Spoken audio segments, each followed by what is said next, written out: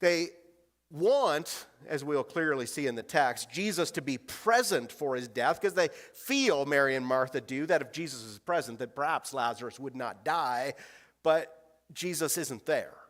In fact, as Jesus hears that he's sick, he decides he's going to continue with his schedule.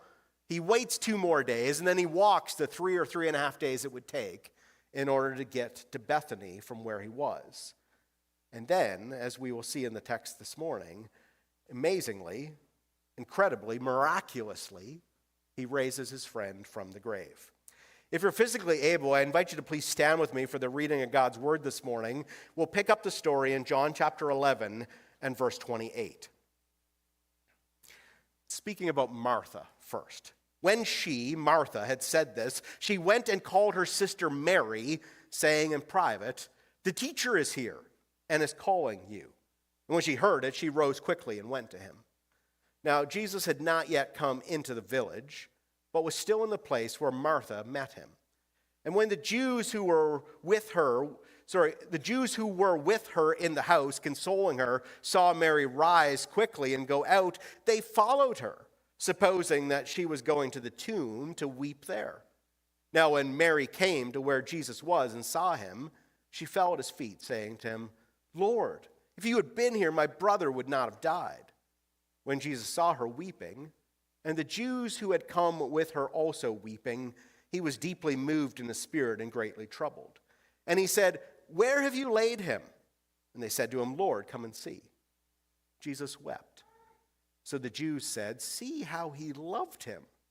But some of them said, "Could he not have opened the eye? Could not he who opened the eyes of the blind man also have kept this man from dying?"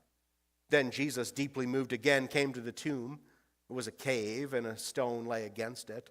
And Jesus said, "Take away the stone." Martha, the sister of the dead man, said to him, "Lord, by this time there will be an odor, for he has been dead 4 days."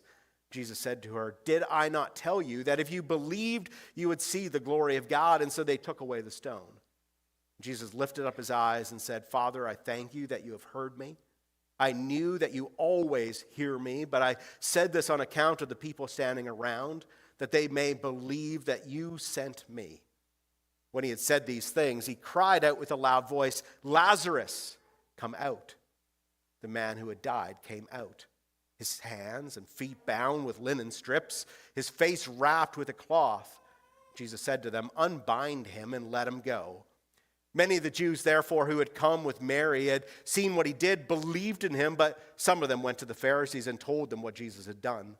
So the chief priests and the Pharisees gathered the council and said, "What are we to do? For this man performs many signs. If we let him go on like this, everyone will believe in him, and the Romans will come and take away both our place and our nation." But one of them, Caiaphas, who was the high priest that year, said to them, "You know nothing at all. Nor do you understand that it is better for you that one man should die for the people, not that the whole nation should perish." He did not say this of his own accord, but being high priest that year, he prophesied that Jesus would die for the nation, and not for the nation alone, but also to gather into one the children of God who are scattered abroad. So from that day on, they made plans to put him to death. Jesus, therefore, no longer walked openly among the Jews, but went from there to the region near the wilderness, to a town called Ephraim, and there he stayed with his disciples. Now the Passover of the Jews was at hand, and many went up from the country to Jerusalem before the Passover to purify themselves. They were looking for Jesus and saying to one another as they stood in the temple, "What do you think? That he will not come to this feast at all?" Now the chief priests and the Pharisees had given orders that if anyone knew where he was, he should let them know so that they might arrest him. This is God's word. You may be seated. A good friend that was part of a team of individuals that were formed to go and provide a consultation for a church in southern Alberta. If you don't know what I'm talking about, a consultation is just like it sounds. This group of individuals would come from the outside and go into a church to offer counsel and perhaps vision for the church. They'd interview members of the staff, they'd interview the leadership of the church, they would take a cross-section of the members and talk to them, and then prayerfully they would discern How is the Lord perhaps calling this congregation to move forward, to change, and to grow in the years to come?